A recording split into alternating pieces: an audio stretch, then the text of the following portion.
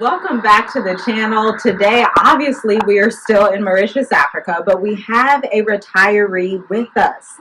Somebody named Cassie who decided to come and move to Mauritius, Africa. Now, here's the thing. She has been all over Africa, but for some reason, she chose Mauritius. So I'm going to let you share your story. Okay, wow. Man, Mauritius. The reason I'm here is for you. Okay. I kept hearing you guys talk about it, and I thought, well, you know what? Let me see. I did a little research. I looked it up, and I was like, man, that could be good. That could be really good to retire. Yes. Knowing that I had gone to Kenya, Tanzania, Dar es Salaam, Zanzibar, Rwanda, I wanted to compare. Yeah. So I had something to compare to, right? And when I got here, I stepped on the land. I was like, this is it. Wow. This was it. Yeah. I wouldn't take anywhere else right now. This is where I need to be, where I want to be. Retired. I'm chilling. It's a great breeze. It's safe. I felt so comfortable. I've been walking around, just getting to know the place, and never once have I felt threatened. Never once have I felt like I'm going to be trafficked or harmed. Right. It's where I need to be for healing. For me. Absolutely. It's a healing journey for me. Absolutely. How did it feel when you first arrived at the airport? Man, it was amazing. I was like, wow. When I was landing, I'm seeing all this water, right? Yes. Yes. Then when I landed, it was great. I was like, wow, this is amazing. And then the ride from the airport, I'm watching, I'm looking, which is an hour drive, right? So I'm seeing, you know, it was amazing. I felt like I felt that I needed to be here. Wow. You know, coming off the plane and, you know, just walking the land is just amazing. You can actually feel if you need to be somewhere. That's true. That's true. For me. Absolutely. Absolutely. Okay. Wow. So you took a leap of faith. You'd never really heard of Mauritius. Never. You don't really know anybody in Mauritius. You left. You're like, look, I'm leaving. I'm going to get out. Yeah. It doesn't matter that they have the government shut down. Who cares? I'm going to go right now. I didn't have time to think about the shutdown. I figured the planes were safe because they hadn't been into the shutdown long enough for the planes to be They had already done maintenance, right? So the maintenance had already been done. So it wasn't a thought that the plane wasn't going to make it. It wasn't a thought that I wasn't going to be safe. It wasn't a thought. I knew that I didn't feel safe. I knew that I had limited time to get out, and I wasn't going to stay in a burning house. I felt a miracle was burning down, and I was not going to stay stuck in a place that I knew that was drowning. Wow. I wasn't going to do it. What are three of the signs that you think were around that show you that America was drowning? Was it like different than the 2020 era? Now it's just like worse because this administration. Like, what was it? If you can name three things? Man, I'm looking at the money, the value, the prices of food. I'm looking at, you know, I read the Bible. I'm just saying that Revelations for me is real. And I'm literally looking at the book of Revelations. I'm looking at it. Right. The food is getting really expensive. Wow. Rent was crazy. You're talking to people making, what, $10 an hour, $11 an hour at some jobs, and the rent is $1,800. Where? How? Yeah. You know, and where I worked, I'm looking at the students and, you know, they're graduating and no jobs. Wow. We're putting them through school. They're spending money for education, but you come out and you can't even find a job. What are we doing? Right. They just spent what? And I did a trade school. That's why I was working at trade school. But there's no work. Right. So that was a question for me. Yeah. I'm recruiting students, but then they come out and they can't find a job. Wow. And these are people with degrees now. Right. In cyber. Okay? Cyber. There's nothing. Electronic engineering, yes, but cyber, everybody was going into cyber. It's oversaturated. But you still, you know, you still recruiting. It's oversaturated. Cyber. Wow. No jobs. So that was a good sign. What do you think the future would look like for some of those youth in America when you say that as somebody that was helping the youth and, you know, seeing how they would get jobs or seeing the availability of jobs with their different degrees. What do you think that it looks like for the youth in the future in like the next 5 to 10 years? The next what I would get into would be plumbing, Okay, electrician, electronic engineering, which is you're building up the computer from the ground up. That field is wide open because nobody knows about that. Everybody knows about cyber, but they don't know about electronic engineering. Okay. That is you building up the computer from the ground up, the brains of the computer. So when you call, Spectrum, you get the IT person. But the IT person does not know about the engineering parts of the computer. Right. So what do? They send you to the electronic engineering. Right? Okay. That's 2 different departments. Okay. So a lot of people don't know about that part. So those are the people that go into the computer, into the system, into the brains of the computer, into the functioning of the computer, and they can fix that part. That's what you go into. Okay. So it's plumbing, HVAC, of course, carpentry. You still want to build. You still doing painting. But that's going to be your 5-year. That's what they need to That's get what into. they need to get into right now. Especially if they're still trying to leave the U.S. So many people say they want to leave the U.S., but they don't have the finances. They're trying to figure out how to work it out. So if they could do that, and then eventually they'd be able to take it to anywhere in the world. Anywhere in the world. You can come here and do plumbing. Yeah. You can have your own business. You got aspects. Yes, experts. We may need a plumber. Right. We may need an electrician. And we have landlords. Maybe they don't know an electrician. And then just like for me, I can say, hey, I can call up an electrician, my friend from America to come do my electric, Yeah. So that's what, that would be a great field to get into. Electrician, plumbing, yes, HVAC.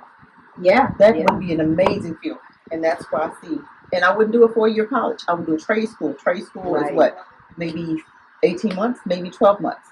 Okay. Get in there, get it in and out, get that certificate, and start making your money. Yep. Start making your money. So you don't have to stay there and suffer through. There's no reason. If you're on retirement, if you're on disability, if you're on Social Security, take that, keep your bank account, and get out. Yes. There is no reason. You don't even have to do Africa. You can do Panama, you can do Costa Rica, you can do so many other places. So many besides America. Right. I'm just saying. Besides America. But you can open up your business anywhere in the world. If you're in electronic engineering or if you're in HVAC, plumbing. They need that everywhere. Yeah, they do. You have to establish your own business. You're not coming to another country for a job. You're coming for your own business. Yes, indeed. And then you can hire other electricians to work with you. Yeah. You get contract, you get a government contract, and they can come and work with you. Yeah. And send you out on different jobs.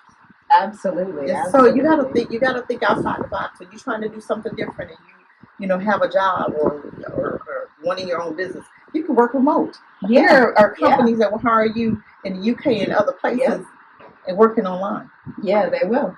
Just saying. There's so many ways of doing this. You don't have to just sit there and just die with the rest. No. If a house is on fire, you get out. You don't stay there in the midst of the fire, seeing the flames, and you still scared to move. Man. I'd be scared to sit in the fire. Right. I'm scared to get burned. I'm not going to get caught up. I'm out. Seriously. Yes. No. Yes. I'm not going down with the ship. If I see that Titanic is sinking, I'm off the boat. Man. I'm just saying. Quickly. I'd have been the first batch. They'd be, ma'am, you're not supposed to be in that boat. Oh, I'm on this boat. Yeah. Remember, the what was that? The buildings that was coming down right in New York? I would have been out the door, honey. Man. I would have been the first one out. Exactly. Ma'am, you can't go out that way. You're going to arrest me. At least I'm going to the building. I'm going out this way. I'm not going up and over. I'm going out. Okay, you're going to have to arrest me. But no, we have to start thinking outside the box and thinking, how are we going to save our lives? Wow. This is important. Saving your life, saving your family. Take a chance. Opportunity only knocks once. You don't have time to debate. If I'm going to burn in the house, if I'm going to drown in the ocean, or if I'm going to take my family now. And this is a man's responsibility to take his family to safety. Right. And you got some black women that are single. That is your responsibility to take you and your children to safety. You don't stay and not have a passport knowing that people are telling you, get your passport, get your passport, get your passport, get your...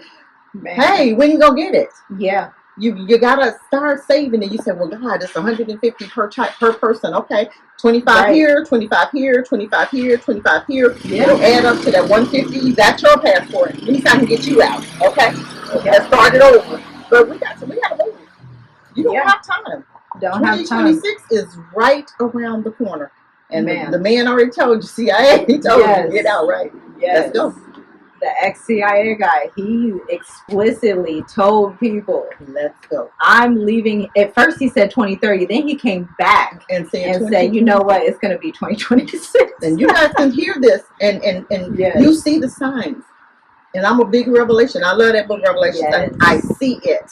If you can't see it, I'm telling you, it's right there.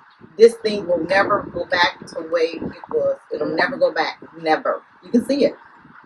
With ICE and all this stuff, they were in North Carolina. My girlfriend just told me they were in North Carolina this week. Yeah, wow. Started in Durham, Raleigh, then they going to Charlotte, and then Greensboro. They hitting North Carolina just right now. Rounding people up, rounding just like they're sardines. Yeah, you know, just like they did in the slave day. You know, they just take the same recipe and just recycle it. And they recycle it, and that's what they're doing, recycling it. Very unfortunate, but I do believe that we're gonna be next. I do. This is a way. Then they can't say, well, we did, you know, now they can say, we did everybody. Mm-hmm. Okay? But the real reason is really us. Wow. Oh, they coming. They are coming. You ain't going to tell me not. They are coming. So 2026 seems like it'll be worse than 2025. I guarantee you it. I believe that. The CIA man said it, and I listened to some other, you know, people, ministry, and you can see it for yourself. Yeah. You could literally sit back. If you living in America, I've seen the signs. The signs were there. Yeah. And if you ignore those signs because your pastor's not teaching you, or your mentor's not saying it, or you still buying up land because people tell you buy land in America. I'm not buying nothing. Not in America. I'm not buying a piece of dirt. You couldn't even give me a house in America right now. No. No, I'm not going down with the ship. I'm not. If you know something is on the way down, why would you invest in something that the Most High has told you is going to be destroyed? Yeah. That's a waste of money. You could take that money and you can go somewhere else, even if you have a house in that area, in America. Rent that thing out, make the money, get out, and you have rent. Exactly. For where you're going. You have extra money. Yeah. That's your way out right there. You have a house, or if you got fired and you have servants pay. Get out. Right. Sell that house or rent that house. Don't sell it. Rent that house. Rent it out. Yeah. Pay that house note and take the rest and live on in another country. Absolutely. That's the way I would do it. Yeah. For sure. Mm-hmm. So. Whew. So, what would you say to someone that wonders how affordable Mauritius is? Because a lot of people see Mauritius and I think it scares them. They're like, oh, it might be too expensive, or oh, it's going to be. I had somebody in our comments say it's probably like Hawaii. It's probably real expensive like the Bahamas. You know, the Bahamas, they got Beyonce and Jay-Z's mansions. They got like kidnappings, all types of weird stuff. So what's different about Mauritius? Tell you, Mauritius, for me, I heard it, but I never listened to people. Mm-hmm. I know, I hear stuff, and I look at it for me, and I'm like, no, this is my budget. And people saying, oh, that's a small budget. I said, but that's my budget. I'm not coming to spend thousands of dollars. Okay, I'm retired with the D, retired, meaning my income is not where it used to be. Yeah. So I'm going to live comfortable. I'm going to live better than I lived in America on my retirement. So my budget was $400, $500, $600 at the most. Very good. Okay, that was, and $600 was pushing it. Yeah. And people say, well, oh my God, you're not going to find anything in Mauritius for under $1,000, what, $800 or $900? I said, no, that's not true. Right. You know, I said, okay, rather it was flick or flack, and I was looking there, but this is the area, Granby was the area that I really like because it's the north. Yeah. And I really like it, the touristy. It wasn't too busy.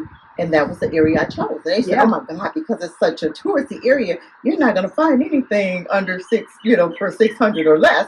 I've talked to realtors that said, oh my God, that's really low for Randy. I'm like, well, that's my budget. $400, $450, $500 was my limit. Okay. $600 was pushing it. And they was like, oh, no, you're not going to find that. You're not going to find it. That's okay. Right. And guess what I paid? Okay. How much? $434. That's amazing. $434. So you can sit there and pay $900 because other people told you, which was nice, but my place is just as nice. Yeah. But $434. I'm just saying. Nice area. Like, I know y'all see this view. Like, this is amazing. It's gorgeous. This is amazing. It's a touristy area. Yes. It's still in the main part of the island where it is touristy. I'm literally a 5-minute drive from the beach. But I can walk 15, 20 minutes. I'm at the beach. Yeah. I'm around like there's a store, Winners. I'm by the, like 10 minutes, 15 minutes maybe from Winners. So you walk there? I walk there. To the grocery store. You can walk to the beach? I walk to the beach. I sure do. I walk to the beach and it's safe. Yeah. And I don't feel threatened. I don't feel that I'm going to be taken.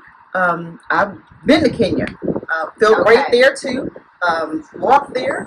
You don't say anything. They don't know you're not Kenyan. Unless you open your mouth and start talking. Because everybody black. Yes. That was great. Dar es Salaam, that was fine. Because every time I went, I would stay in the midst of the shops. Because I didn't, walking, you didn't have a car to make it easier. Then that way you don't have to get a cab or a taxi everywhere. Right. Because I didn't know how the cab or taxis worked. In those different areas, you had like bulas. I think they're bulas. Okay. Yeah, the little motorcycles. Buddha. Yes. You get in. Those were amazing. Yes. But those were cheap. When I went to Tanzania, that was Zanzibar. I've been to those several different places. Yeah, Rwanda. wow. You get on a moped, a motorcycle. You pay them a little $1. Right. Ride. Okay. It was amazing. You know. So only thing I miss here is they don't have like a lot of mopeds. No, they don't. They don't have those. So you either have a taxi, or I found out another way you can get like a car, and you get in the car, 5 of y'all, and you give them 25 cents each. And I was like, wow, hold on, let me find out, because I got to did it the other day. And he tooted his horn, and the lady near me, she went, and she said, come on.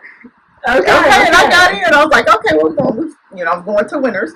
Yes. And I was up past the beach and trying to get back down. And I said, okay. So they said, where you going? I said, Winners. She was going to Winners, and I didn't know how much. I thought maybe it's like a taxi ride. I said, wow, everybody paying $3 or $4. So she took out her quarter. I said, whoa. She gave him a quarter. I said, well, let me follow suit. I gave him my quarter too. I was like, okay. I saved myself $4. Because I was going to give him my, the $3 or $4 or whatever they, because I thought it was a normal tax ride. Found out it was like a bus. So you pay your little 25 cents. I rode for 25 cents. Okay. So no, it's not expensive. It's not at all. I can eat probably $7 for a salad. I eat a lot of salads. So that's great. There's a restaurant right across the street. So restaurant is a restaurant and a hotel and a boutique right there. Oh wow! Okay. You think they're gonna put that in an area that's not safe for the tourists? Are you serious? Right. That's why I'm here. Right. Because it's safe, and I know it's safe. But I've walked.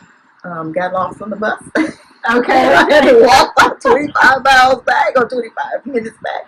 But I didn't feel, even then, it was okay. Yeah. Because it was daylight. And I didn't feel threatened. Wow. And I'm going to keep saying that. I don't feel what I felt. I don't feel anxiety here. Wow. In America, I felt anxiety every day. Blood pressure going crazy. And I'm like, no, I got to get out. Yeah. Blood pressure's fine. Wow. That quick.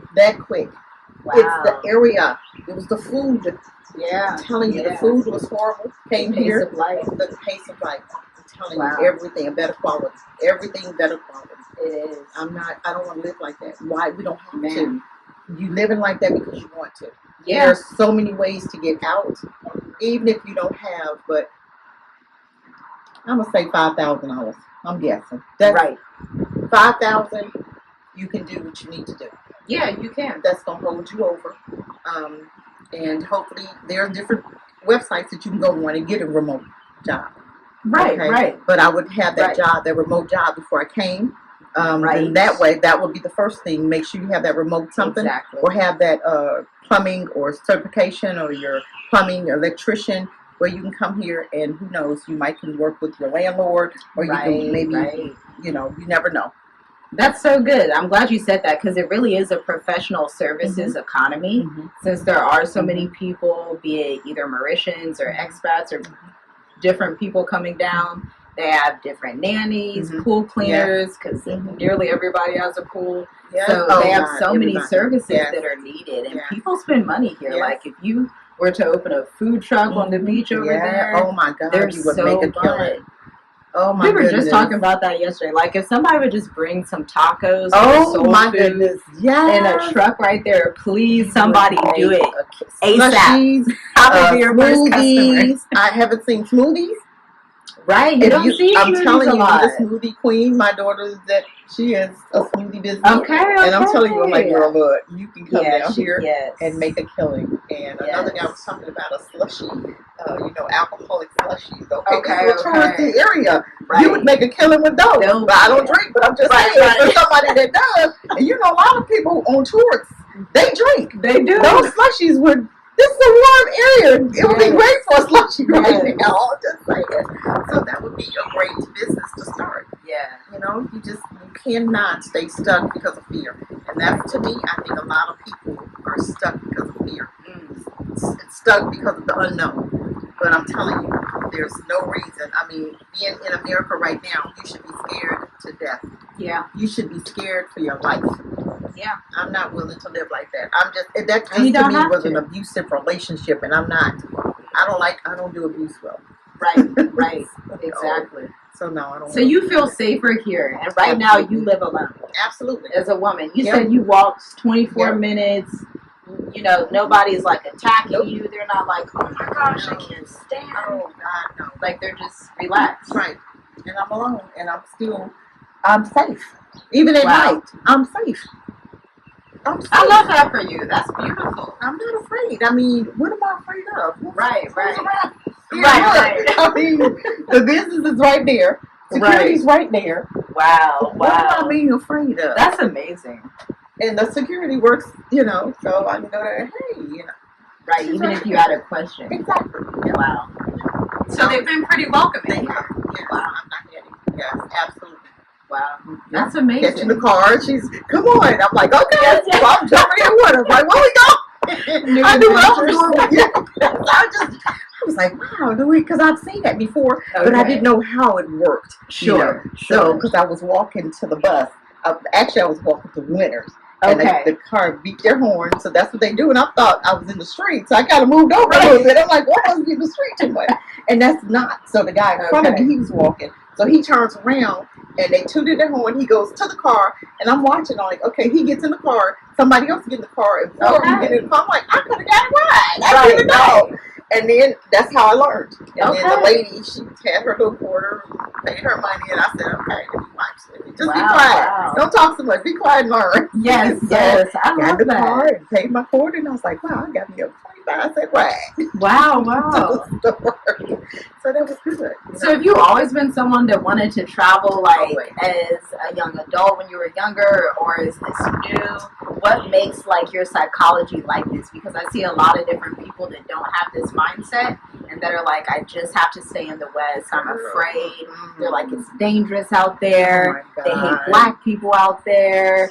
Somebody's going to hurt you out there. The Africans don't like us out there. So many things. So what made your psychology don't like you in America? Black people fighting each other now, right? That's so true. What's the difference? You say Africans don't like you, black folk in America don't like you. Yeah. So am I going to sit and feel threatened in a country that I feel that at any minute somebody could physically hurt me and not pay any consequences? I'm not living like that. I was determined. I've always loved to travel. Even when my kids were smaller, we would go on. I would drive. We didn't do a lot of planes, because before I drove. We would drive to different places. But I'm telling you, we've always liked to travel, and we just did it. So that. Wow. It always made sense. Yes, it did. It wasn't like. But even if I did travel, feeling what I felt in America, I would never want to subject my children to that. Yeah. Especially if I had a little boy. I would be scared for his life every day. He go out, he may not come home. I don't want to live like that. This is the safest. I've not heard any sirens. No. I've not even seen police cars. No. I don't even know what they look like. I haven't seen an armed guard. I haven't seen anybody running from the police. I've seen nothing but police. Wow. I mean, I would trade this. I would not go back. Wow. I'm not going back to America. Wow. Heck no. Why would I go backwards? to death. Man. That's death. Yeah, it is. This is life. Look at life. This Yes. is life. It really More is. abundantly. Yes. Look at the skies. Look at this. How can you lose? Man. This is a peaceful island. I get to live on the island, retired. Yes, you do. That is just amazing right The there. Most High. It is amazing. Huh. I bet you never thought like you would retire on an island. On an island, man. It's My like thing, I just was thinking randomly in the Kenya. ocean. Yeah. Oh my God, I was thinking maybe Dar es Salaam, Okay. maybe Kenya. But when you guys started talking about Mauritius, I was like, I never heard of that place. Let me go and find out where. And I seen this little thing right in the middle of all that water. It's like, you know what? I'm gonna go see. Yeah. What did I have to do? Yeah. Because if I don't like it, I can go hop on a plane and go to somewhere else. Yeah. So what are you losing? I can go to Mombasa because I was about to. Yeah. Mombasa is beautiful. I've heard a lot about Mombasa in Kenya. I love Kenya, and that was gonna be a thought too. So, hey, if you don't like one place, you have 54 other countries. Yeah, you do. Continents, countries. So many. Just try one. Yeah. And even if it's not Africa. Panama. Try it. Yeah. I've been to Panama. I've been to Costa Rica. You've been to Panama. Yes. What was that like? It was amazing. Wow. It was nice. It was, it was nice. We lived downtown, and then we lived to Cordana. I think it was Cordana. Just remind me of the Corona. That's what it reminds me of Corona. But that was like an hour or 2 hours away from the main city. Okay. And then we were there for a minute, and then we came to the city and spent the rest of our trip there. So it was fine. Wow. $600, I think, for an apartment there. Okay. And then we went to Costa Rica. Wow. And in the beaches, we've been in the mountains. So it's just been all over. I love it. I love it. I've trained my life. I love travel. And that exposed me to different places and how I'm supposed to be treated. Yeah. That's what you never travel, you don't understand. You think America's it. Wow. And that's what helps me to understand it. That's so true. Especially once you take that first trip out of the country, you just realize, oh, there's much more to the world than this. Right. And I wanted to see as much of it as I can. Wow. I'm going to live my best life. Every day I'm living my best life. I wake up and I smile. I'm like, yes. Island. Yeah, It's just, if you've been to Florida, then you know this is, come on. This is better than Florida. I don't Without the Florida prices. Yeah. Oh my for the God, beaches in that's Florida. crazy. No. And the food is not expensive. No. I can go and get a whole meal for just a penny. If I get it on the street, it's cheaper. But for me, I'm a salad person. Right now, I'm doing a lot of salad. So, and I may pay $7 to $8 for a salad. Okay. I mean, delicious. Absolutely. Wow. So I'm just saying, why? Groceries for me is cheap. It's just me. Yeah. $50. Not even, and that's just putting a lot of stuff in there I don't need. Okay. Right. Oh, I can just probably do maybe $30, and I'm good. Wow. But of course I got, I'm just picking up this and picking up that stuff I don't need. But that's the way of life. Yeah. But it's doing something different every day. Wow. Waking up and you just having a new, fresh lease on life. Yeah. You're feeling that freshness. You're not feeling anxiety. I swear I was feeling so much anxiety. I'm going here and I'm looking. I don't want to spend time looking around, looking over my shoulder, making sure I'm safe. Right. I don't want to do that. I don't do that here. Yeah. That's no way to live. No. And I'm not doing it. I feel like our people have just spent enough time in America. I think it's just like enough. Time to get out. I think it's just do something time's up. Yeah. Time to try something else. Yeah, you have to. You'd be crazy not to. Yeah.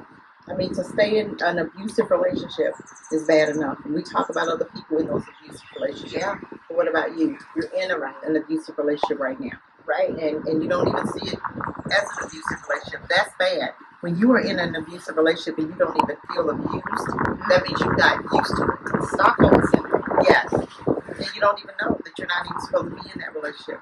Right. You don't know that humanity shouldn't be treated like that. No. But that's all you know. So you can say, I've never felt racism. You felt it. You just gotten so used to it that you've gotten used to the abuse. Yeah. It's become normal for you. That's bad. Man, you don't even know you're being abused. You just ignore it. You see somebody, because I see the post. Brother Lynch, brother found in the park. Oh my God. Sister found in the park. I'm like, man, there's so much going on right now. It really is. So much. What about the thing that's going on in Georgia where they finding all those black bodies in Georgia? No. Yeah, my sister-in-law was telling me about that. That's not good enough. And nobody's being held accountable. Nobody's even looking for the person. Why? Because it's black bodies. But you want to live like that? You don't have to. No, ma'am. Absolutely not. I would not ever. If you tell me I got to go back, I'm not going back. No. I'm not doing that. For what? I got out. I'm staying out. Yeah. I know the dangers, and I know what's coming, and I'm not going to be a part of it. And I hope and pray that our sisters and brothers there get your passport and get out. If you can get out, if you thinking, oh my God, I can't afford it, I don't want to have to be a refugee running somewhere. Right. I want to be able to pick and choose where I want to go. Yeah. Be prepared. Instead, you have to be forced to go somewhere that you know nothing about. Yeah, have your resource. Yeah, because if you're in that refugee type of mindset or that's the situation, all types of things. They may have you in some type of camp. They may put you if you can't, be self-reliant and provide for yourself and be resourceful. Then it's difficult. Hi. Yes, so guys, somebody stopped by and asked, do you need a house cleaner, somebody to help you out? And we said yes. Yes, we do. Quickly. Yes, and that's networking right there. Yeah. Just out the blue. She saw us, and that was great. She started speaking. Yes, wasn't even afraid to ask. Yeah. No fear. Just came up trying to make her money. That's a hustle. Yeah. She finna make some money. Right. Because eventually I'm going to need one. Yes. I'm just saying. And so the guy also came. He spoke English. She didn't speak English. They speak French here or Creole. But, he came over. He noticed, there's translation issues. He just hopped right over okay, let me translate. Yep. I wonder what he did, though. Because you never know. He looks like he can work on some things. Right. I'm true. like, okay. Yeah, Mauritians are very handy. They're very talented. Yeah. They have multiple skills. I'm just saying, sometimes you got to grab. That's an opportunity right there. Yeah. And that was presented to us out the blue. Yes. For me, I look at that as a sign. Yes. And you don't know this, but I have been literally asking the Most High, where are the nannies at? Where are the house people at? I don't know how to find them. Where are they at? And right there. Yeah. Yeah. I'm going to interview her and watch and see how she works and does what she do and go from there. Or your thing is feel her spirit. Right. Yeah. And go from there. Because you'll know yay or nay. Yeah. You'll know quickly. You'll know. Yep. You'll be like, But yeah, that was good. That was good. Out the blue. Out the blue. Stuff just happens out the blue. That's a good thing, though. That's a good thing. She, she's that's a hustler. Right. She heard her speaking English, so she's like, they yes. But I love that. I think that's really great because a lot of people don't know the history of Mauritius. On both sides, from the Indo-Mauritians and then the African Mauritians, the Indo-Mauritians were brought in indentured servitude and slavery. And so the Africans were also brought in slavery during the East African slave trade. So a lot of them could be Mozambican, Tanzanian, they could be from Comoros, Kenya, mostly East Africa. But then you also have Austronesians that were in some of the indentured servitude previously. And so one of my nail techs, she looks like an Aboriginal Australian. So you have this really interesting mix of all these people that were basically in some type of indentured servitude or some type of slavery, and then they just all come here and live in Mauritius. Man, this is so because you just never know who you talk to because you don't know what culture. It's just a mixture of everybody. It's just a bowl. I'm like, I'm needing a person to do my hair, right, my locks, right, because I got it up. And I'm like, okay, I need to find somebody that can do my hair. But, but I'm telling you, you just never know. Yeah. And I've not felt any racism. No. I've not felt that. I agree with that as well. In the 2 years we've been here, I've never felt racism. And we would know. Yes. We're not that used to it. I grew up around white people. I would know. So, I will know. Oh, honey, I grew up, way back in the day. It was, when we went to high school, it was just getting to where we were coming together. Right. So you felt it. Wow. So you knew those that teachers. Was even a different that era. was, honey, that was a whole different. But you knew it. You recognized it. Right. You weren't so that, some of these kids right now don't even recognize it. They are in so much racism, don't even know that it exists. That's why you hear people say, I've never felt racism. I've never seen that. Well, yeah, you have. Because I see it in America. I see it every day. Every day. You don't even have to be in America to see it. The whole world sees it. Yeah. And you had the nerve to say no because you're used to it. Or because you like it. Okay. Yeah. Or you just got it. Yeah. You're prone to it. That's how you think you should feel. You think there's nothing wrong with it. People treating you like crazy. Yeah, there's a lot wrong with that because you're a person. Yeah. And if that's how they comment, no, we're not doing that. Exactly. I don't want to be around that. Nope. And that's why I'm leaving. I love that. So I got wow. living like that. No. Wow. If there was one final thing you would say to the audience, like something that's just on your heart that you feel like they need to hear, that maybe they don't know or they don't understand, or maybe it's a mindset shift they need to have or a shift in their faith, what's something that you would tell them so that they can understand that they can also be set free from America? Wow. I keep hearing, just get out. You gotta get up and go. You gotta, start planning now. Start planning. How am I gonna escape? How am I gonna get out? First of all, I would look for a remote job. For one, if you're still working, get that remote job. You have different websites that you can go to. Man, there was something you said. You said that people would rather die than move, knowing that death is at the door. Death is literally at your door right now in America. And Trump, you listening to Trump, and he said, "Oh, da da da da," trying to, build everything up. But you see death. Do you believe what you see or what you're hearing? Wow. I would rather take my chances and get out.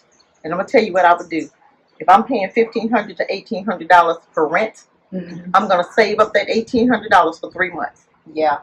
That's 2, 4, 6, almost $6,000, and I'm getting out. Yeah. Wow. Period.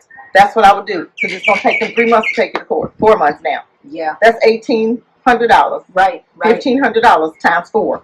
Yeah. That's your way out. Yeah. Stop paying your rent. And I'm just saying. Yeah. If you know that you really, your income is really, stretchy. Yeah. You don't have much. You have kids. Get you some cheap tickets. Yeah. You get them tickets at midnight.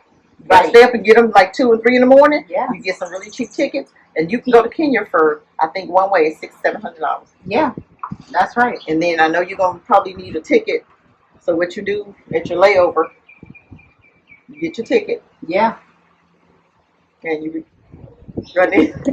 Yeah, absolutely. Okay. And you refund it. I'm just saying. It'll be good. You gotta do what you gotta do. Yeah. But I will be out. Wow. I'm not gonna go down with the ship. No. And I'm gonna take my babies and make sure they're safe. That's your responsibility. Yes. As a single parent, that is your responsibility. Wow. This has been such a good interview.